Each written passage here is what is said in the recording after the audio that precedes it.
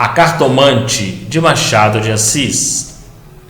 Hamlet observava Horácio que há mais coisas no céu e na terra do que sonha nossa filosofia.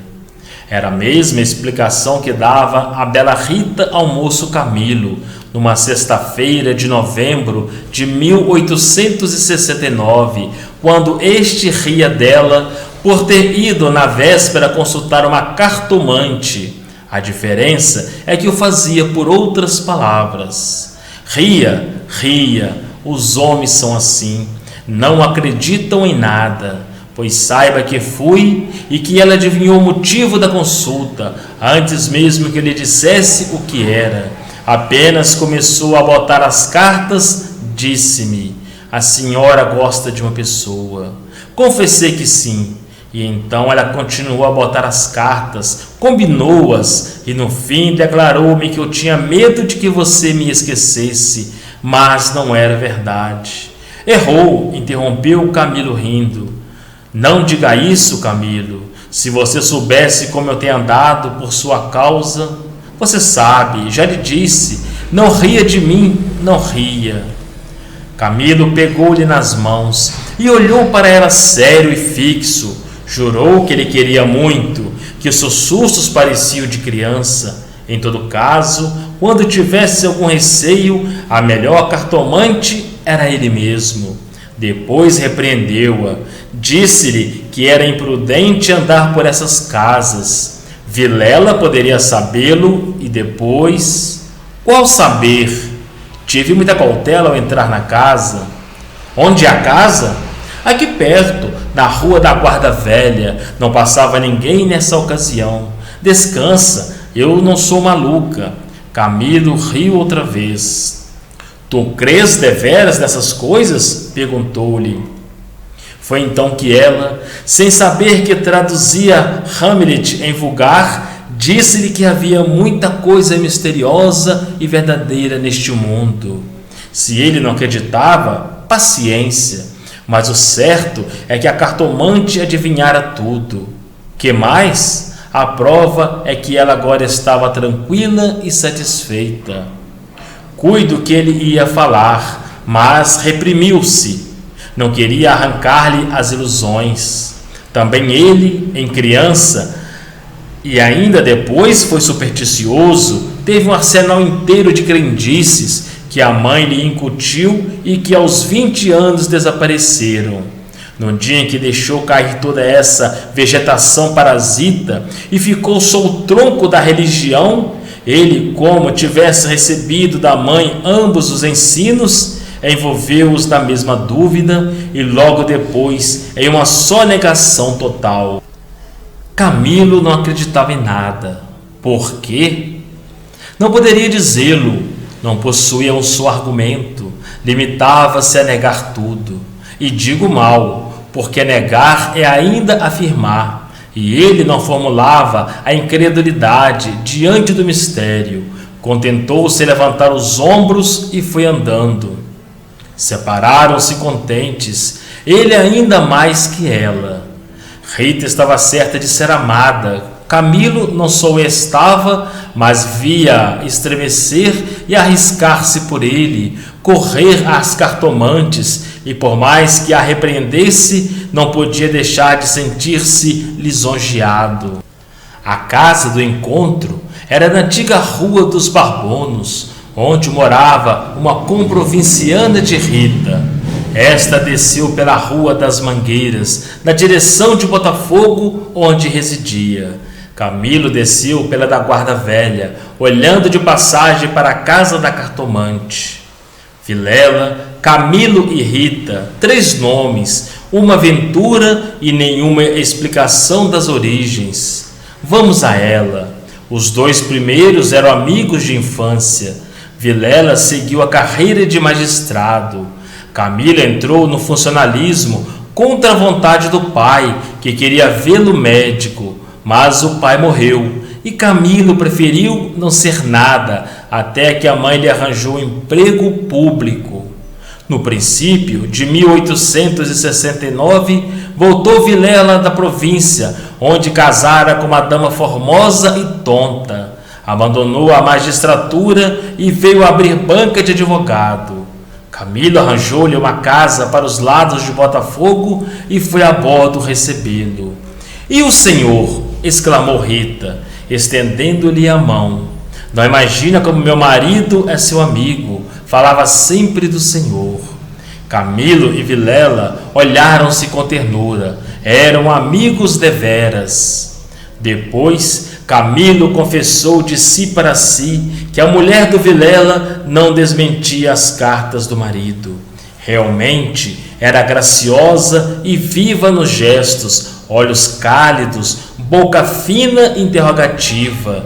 Era um pouco mais velha que ambos, contava 30 anos, Vilela 29 e Camilo 26. Entretanto, o porte grave de Vilela fazia-o parecer mais velho que a mulher, enquanto Camilo era um ingênuo na vida moral e prática.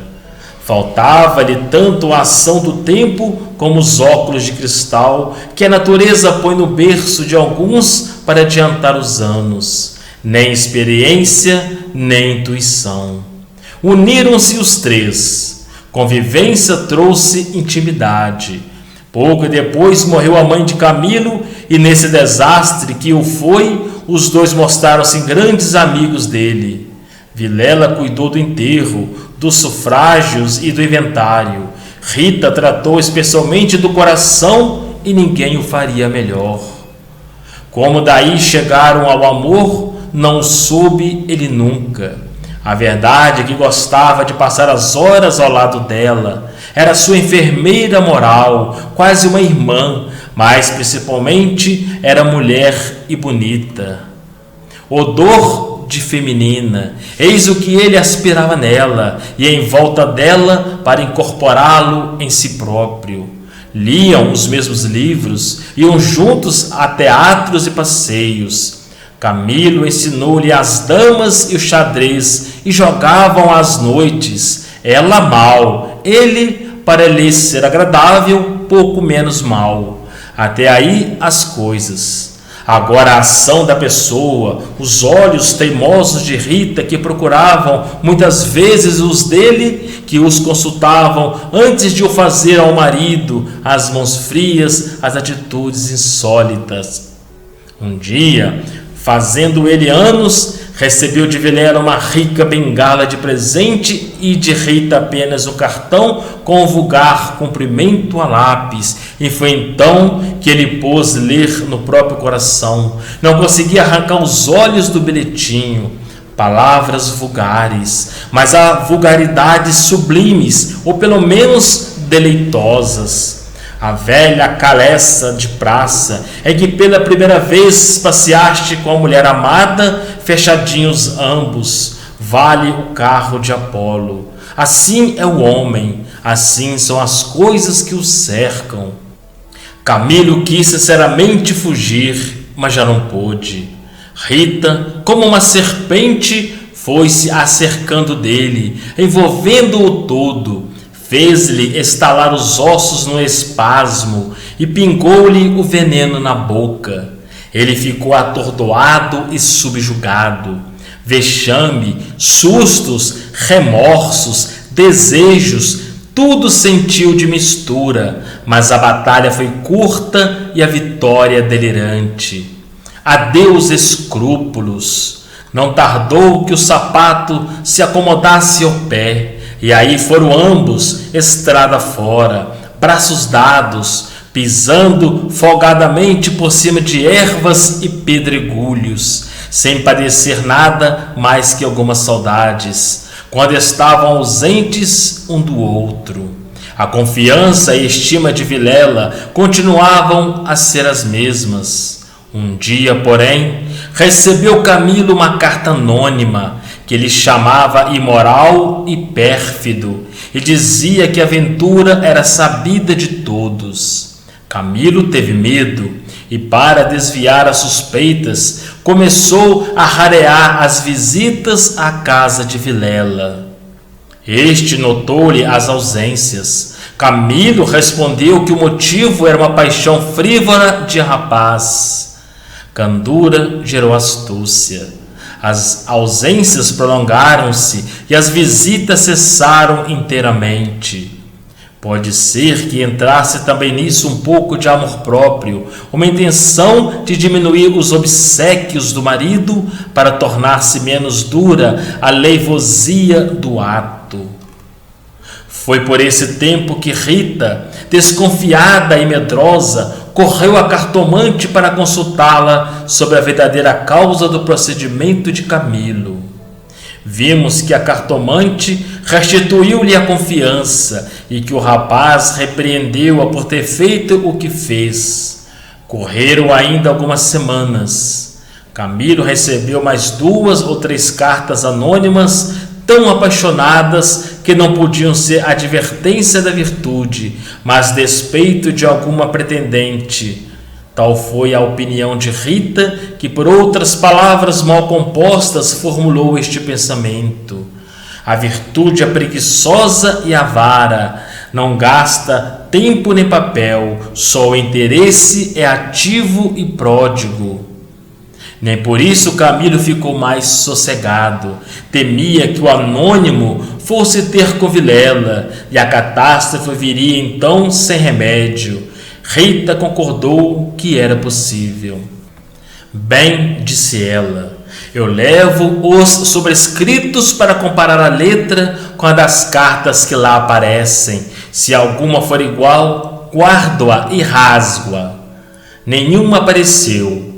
Mas daí a algum tempo, Vilela começou a mostrar-se sombrio, falando pouco, como desconfiado. Rita deu-lhe pressa em dizê-lo ao outro, e sobre isso deliberaram. A opinião dela é que Camilo devia tornar à casa deles, tatear o marido, e pode ser até que ele ouvisse a confidência de algum negócio particular. Camilo divergia. Aparecer depois de tantos meses era confirmar a suspeita ou denúncia. Mas valia acautelarem-se, sacrificando-se por algumas semanas. Combinaram os meios de se corresponderem em caso de necessidade e separaram-se com lágrimas. No dia seguinte, estando na repartição, recebeu Camilo este bilhete de Vilela. Venha já à nossa casa. Preciso falar-te sem demora. Era mais de meio-dia. Camilo saiu logo. Na rua, advertiu que teria sido mais natural chamá-lo ao escritório. Por que em sua casa? Tudo indicava a matéria especial, e a letra fosse realidade ou ilusão. Afigurou-se-lhe trêmula. Ela combinou todas essas coisas com a notícia da véspera. Venha já à nossa casa. Preciso falar-te sem demora, repetia ele com os olhos no papel. Imaginariamente, viu a ponta da orelha de um drama. Rita subjugada e lacrimosa, Vilela indignado, pegando da pena e escrevendo o bilhete, certo de que ele acudiria e esperando-o para matá-lo. Camilo estremeceu, tinha medo, depois sorriu amarelo e, em todo caso, repugnava-lhe a ideia de recuar e foi andando. De caminho, lembrou-se de ir à casa, podia achar algum recado de Rita que lhe explicasse tudo. Não achou nada, nem ninguém. Voltou à rua e a ideia de estarem descobertos parecia-lhe cada vez mais verossímil. Era natural uma denúncia anônima, até da própria pessoa que o ameaçara antes. Podia ser que Vilela conhecesse agora tudo. A mesma suspensão das suas visitas sem motivo aparente, apenas com um pretexto fútil, viria confirmar o resto. Camilo ia andando inquieto e nervoso. Não relia o bilhete, mas as palavras estavam decoradas diante dos olhos, fixa, ou então, o que era ainda pior, eram-lhe murmuradas ao ouvido com a própria voz de Vilela: venha já à nossa casa, preciso falar-te sem demora. Ditas assim, pela voz do outro, tinha um tom de mistério e ameaça. Vem já, já! Para quê? Era perto de 1 hora da tarde. A comoção crescia de minuto a minuto. Tanto imaginou o que se iria passar, que chegou a crê-lo e vê-lo. Positivamente tinha medo. Entrou a cogitar em ir armado, considerando que se nada houvesse, nada perdia, e a precaução era útil. Logo depois, rejeitava a ideia, vexado de si mesmo, e seguia, picando o passo, na direção do Largo do Carioca para entrar no Tilbury. Chegou, entrou e mandou seguir a trote largo. Quanto antes melhor, pensou ele, não posso estar assim. Mas o mesmo trote do cavalo veio agravar-lhe a comoção. O tempo voava e ele não tardaria a entestar com o perigo. Quase no fim da rua da Guarda Velha, o Tilbury teve de parar. A rua estava atravancada com uma carroça que caíra. Camilo, em si mesmo, estimou o obstáculo e esperou. No fim de 5 minutos, reparou que ao lado, à esquerda, ao pé do Tilbury, ficava a casa da cartomante a quem Rita consultara uma vez, e nunca ele desejou tanto crer na lição das cartas. Olhou, viu as janelas fechadas, quando todas as outras estavam abertas e pejadas de curiosos do incidente da rua. Dir-se-ia a namorada do indiferente destino. Camilo inclinou-se no Tilbury para não ver nada. A agitação dele era grande, extraordinária, e do fundo das camadas morais emergiam alguns fantasmas de outro tempo, as velhas crenças, as superstições antigas. O cocheiro propôs-lhe voltar à primeira travessa e ir por outro caminho. Ele respondeu que não, que esperasse, e inclinava-se para fitar a casa. Depois fez um gesto incrédulo. Era a ideia de ouvir a cartomante que lhe passava ao longe, muito longe, com vastas asas cinzentas. Desapareceu, reapareceu e tornou a esvair-se no cérebro. Mas daí a pouco moveu outra vez as asas, mais perto, fazendo uns giros concêntricos. Na rua gritavam os homens, safando a carroça. Anda, agora, empurra, vá, vá. Daí a pouco estaria removido o obstáculo. Camilo fechou os olhos, pensava em outras coisas, mas a voz do marido sussurrava-lhe à orelha as palavras da carta. Vem já, já. E ele via as contorções do drama e tremia. A casa olhava para ele, as pernas queriam descer e entrar. Camilo achou-se diante de um longo véu opaco. Pensou rapidamente no inexplicável de tantas coisas. A voz da mãe repetia-lhe uma porção de casos extraordinários. E a mesma frase do príncipe de Dinamarca reboava-lhe dentro. Há mais coisas no céu e na terra do que sonha a filosofia. Que perdia ele se... Deu por si na calçada ao pé da porta. Disse ao cocheiro que esperasse e rápido enfiou pelo corredor e subiu a escada. A luz era pouca, os degraus comidos dos pés, o corrimão pegajoso, mas ele não viu nem sentiu nada. Trepou e bateu. Não aparecendo ninguém, teve ideia de descer, mas era tarde. A curiosidade fustigava-lhe o sangue, as fontes latejavam-lhe. Ele tornou a bater 1, 2, 3 pancadas. Veio uma mulher, era a cartomante. Camilo disse que ia consultá-la. Ela fê-lo entrar. Dali subir ao sótão, por uma escada ainda pior que a primeira e mais escura. Em cima havia uma salinha mal alumiada por uma janela que dava para o telhado dos fundos. Velhos trastes, paredes sombrias, um ar de pobreza que antes aumentava do que destruía o prestígio. A cartomante fez-o sentar diante da mesa e sentou-se do lado oposto com as costas para a janela, de maneira que a pouca luz de fora batia em cheio no rosto de Camilo. Abriu uma gaveta e tirou um baralho de cartas compridas e enxovalhadas. Enquanto as baralhava, rapidamente olhava para ele, não de rosto, mas por baixo dos olhos. Era uma mulher de 40 anos, italiana, morena e magra, com grandes olhos sonsos e agudos. Voltou 3 cartas sobre a mesa e disse-lhe: vejamos primeiro o que é que o traz aqui. O senhor tem um grande susto. Camilo, maravilhado, fez um gesto afirmativo. E quer saber?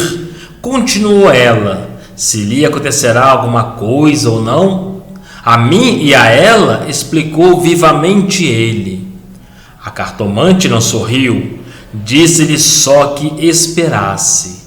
Rápido pegou outra vez das cartas e baralhou-as com os longos dedos finos de unhas descuradas. Baralhou-as bem, transpôs os maços 1, 2, 3 vezes. Depois começou a estendê-las. Camilo tinha os olhos nela, curioso e ansioso. As cartas dizem-me... Camilo inclinou-se para beber uma a uma as palavras. Então ela declarou-lhe que não tivesse medo de nada. Nada aconteceria nem a um nem a outro. Ele, o terceiro, ignorava tudo. Não obstante, era indispensável muita cautela. Ferviam invejas e despeitos. Falou-lhe do amor que os ligava, da beleza de Rita. Camilo estava deslumbrado. A cartomante acabou, recolheu as cartas e fechou-as na gaveta. A senhora restituiu-me a paz ao espírito, disse ele, estendendo a mão por cima da mesa e apertando a da cartomante. Esta levantou-se rindo. Vá, disse ela, vá, ragazzo innamorato. E de pé, com o dedo indicador, tocou-lhe na testa. Camilo estremeceu como se fosse a mão da própria Sibila e levantou-se também. A cartomante foi à cômoda, sobre a qual estava um prato com passas, tirou um cacho destas, começou a despencá-las e comê-las, mostrando 2 fileiras de dentes que desmentiam as unhas. Nessa mesma ação comum, a mulher tinha um par particular. Camilo, ansioso por sair, não sabia como pagasse, ignorava o preço.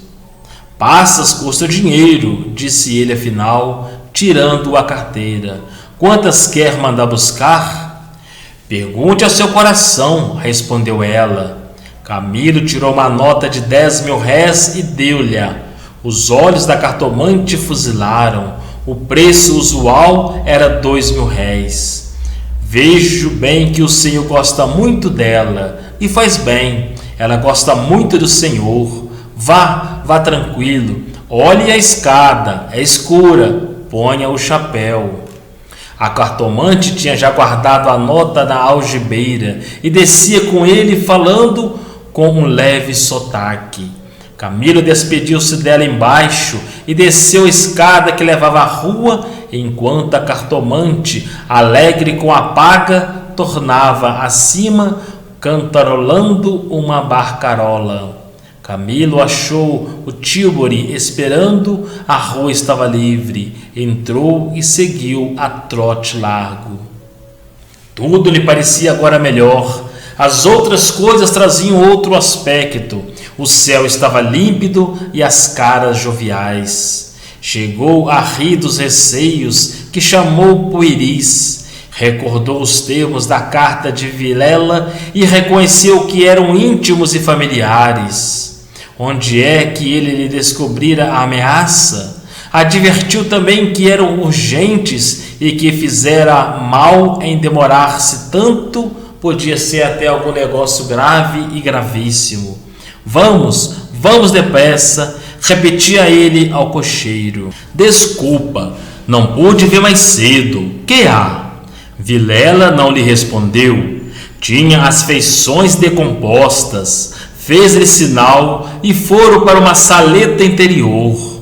Entrando, Camilo não pôde sufocar um grito de terror. Ao fundo, sobre o canapé, estava Rita morta e ensanguentada. Vilela pegou-o pela gola e, com 2 tiros de revólver, estirou-o morto no chão. E consigo, para explicar a demora ao amigo, engenhou qualquer coisa.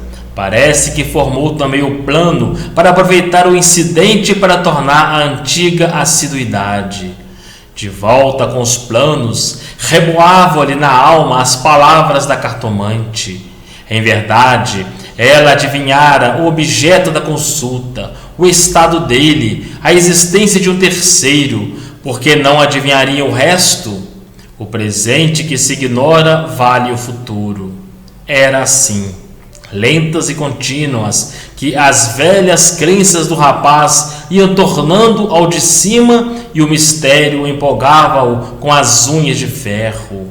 Às vezes queria rir e ria de si mesmo, algo vexado, mas a mulher, as cartas, as palavras secas e afirmativas, a exortação.